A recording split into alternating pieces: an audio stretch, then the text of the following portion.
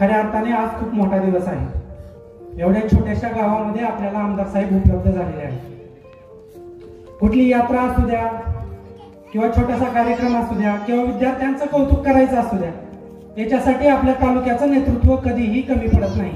याच्यासाठी आपण सगळेजणांनी टाळ्या वाजवून मामांचं कौतुक करायला हवं. तुम्हाला एक किस्सा सांगतो. 2020 नंतर कोरोनाच्या काळानंतर एमपीएससीची प्रोसेस अतिशय ढिली पडली होती. मामा त्यावेळेस सामान्य विभागाचे मंत्री होते. ती सिस्टीम गतिमान करण्यामध्ये, विद्यार्थ्यांना लवकर जॉईनिंग मिळवण्यामध्ये मामाचा किती मोलाचा वाटभार आहे ते जे विद्यार्थी सध्या डेप्युटी कलेक्टर आहेत, तहसीलदार आहेत, डीवायएसपी आहेत, त्यांना चांगलं माहित आहे. मामा ती 2019ची बॅच होती, मला चांगलं माहिती आहे.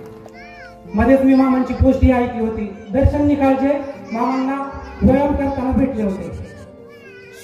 त्यांना मी फोन केला, म्हणलं मामा माझ्या गावचे आमदार आहेत. त्याला इतका भारी वाटलं. आणि तुम्हाला खरं सांगतो, ज्या ज्या वेळेस मी पुण्यामध्ये ज्या ठिकाणी राहतो ते हॉस्टेल टाईप आहे. एक 100-150 विद्यार्थी त्या ठिकाणी राहत असतील. 288 आमदारांमध्ये फक्त एकच आमदार विद्यार्थ्यांच्या पाठीमागं हिमालयासारखा उभा राहतो. तो म्हणजे करताना विकास कामाबद्दल जास्त बोलायची गरज नाही, कारण ते तुमच्या डोळ्यालाच दिसतंय. मागच्या 5 वर्षामध्ये मामाने काय केले, रस्त्यांची काय अवस्था होती आणि आज रस्ते काय आहेत हे मी सांगायची गरज नाही. मगाशी व्यवहारे साहेबांनी सांगितलं ही गोष्ट खरी आहे की तुमच्या सगळ्यांच्या आशीर्वादामुळे, तुमच्या सगळ्यांच्या सहकार्यामुळे माझ्यासारखा कार्यकर्ता या राज्याचा राज्यमंत्री म्हणून काम करत होतो. आणि काम करीत असताना ही गोष्ट खरी आहे की तुम्ही सर्वांनी मला शिकवण दिली आहे. तुमचे माझ्यावरती संस्कार आहे की ते आपण ज्यावेळेस एखाद्या खुर्चीवरती बसतो, शेवटी त्या खुर्चीचा उपयोग हा लोकांसाठी करायचा असतो. राज्याचा मंत्री असताना राज्याच्या काय प्रश्न आहेत मी तुम्हाला प्रामाणिक सांगतो. व्यवहारे साहेबांनी सांगितलेली गोष्ट खरी आहे. त्या विभागाचा मंत्री मी होतो. मला माहित होतं कोरोनाचं संकट होतं. कोरोनाच्या संकटाच्या काळामध्ये एमपीसीचे मुलं की पुण्या मुंबईला अभ्यासाला असायची. काही घरातले आमच्या वयोवृद्ध माणसं असतील, गरीब माणसं असतील, भाऊ असेल, बहीण असेल, आई असेल, वडील असेल, कष्ट करायचे. भाऊ कष्ट करायचं, आईची अपेक्षा असायची माझा मुलगा कुठेतरी अधिकारी होईल.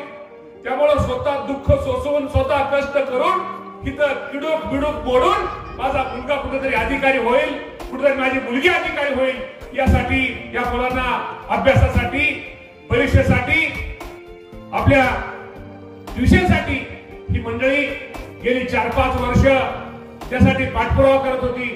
परंतु दुर्दैव होतं, पाठीमागं 2014 नंतर आणि 2019 नंतर कोरोनामुळे थोड्या परीक्षा लांबणीवर गेल्या.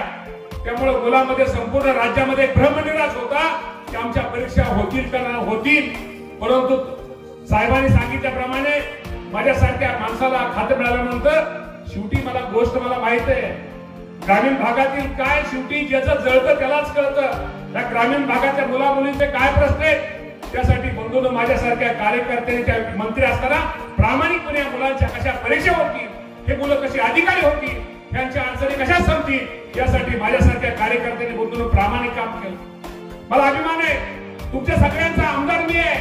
परंतु ज्या वेळेस आज ही मुलं आज आपले डेप्युटी कलेक्टर झाले, गायत्री झाली, अशी अनेक मुलं झालीत, या मुलांनी माझ्या आठवणी ह्या कायमस्वरूपी त्या ठेवलेल्या आहेत.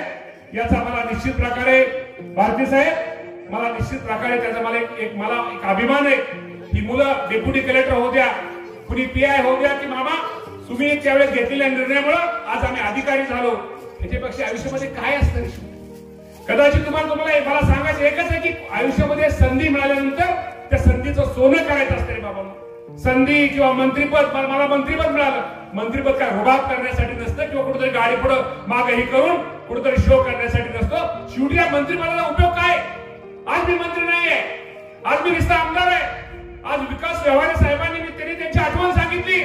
आज मला सांगा, आज संध्याकाळी झोपताना मला किती बरं वाटत, मला किती समाधान वाटत. आयुष्यामध्ये तेच समाधान असतं रे बाबा.